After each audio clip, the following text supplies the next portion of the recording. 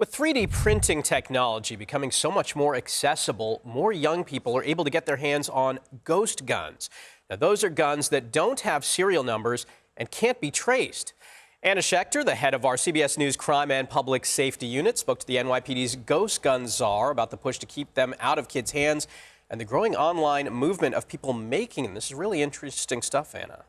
It's true. You know, we went inside the NYPD's gun lab for a first-hand look at this problem, and officers have seized a lot of these weapons. Let's take a look.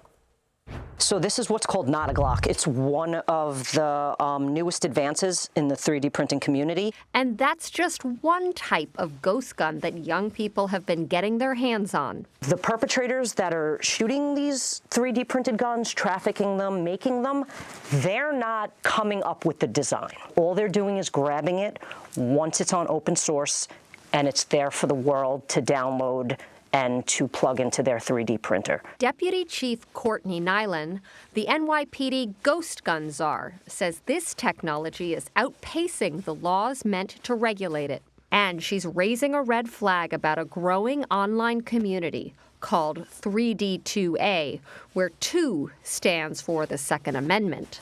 It seems to be a place that attracts people with extreme views, whether it be far left, whether it be far right, whether it be completely anti-government. I spoke to the Queens District Attorney, Melinda Katz, about what parents should be looking out for.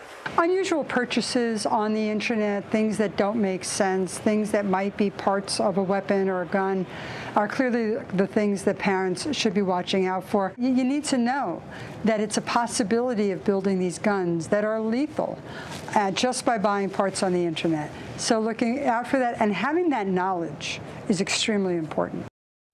Pretty wild to see Hello Kitty branded guns. What else did you learn about this movement, and what is law enforcement doing about this? It's a great question. What's difficult is that these engineers online, part of this 3D-2A movement, they're in different corners of the internet, but it's also open source. They have their own website, so anyone can go on there and learn how to make these. So what's hard for law enforcement is the laws can't really keep up and keep a pace to regulate them. Just because one state like California has a law that you can't 3D print a switch to make something a semi-automatic weapon, for example, doesn't mean that somebody else somewhere else can download it and just drive over state lines, or even it's hard to detect. Someone in California could do that. You know, Anna, one of the things that was pretty scary in your report is we saw guns that were gun holders that were disguised as toys.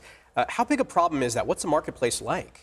Well, the plans for everything that we saw there in that package are out there on the internet. In fact, that Hello Kitty plastic thing that looked like a holder was actually a gun. It folds out, and it is a lethal weapon. Wow. Just like any other regular gun.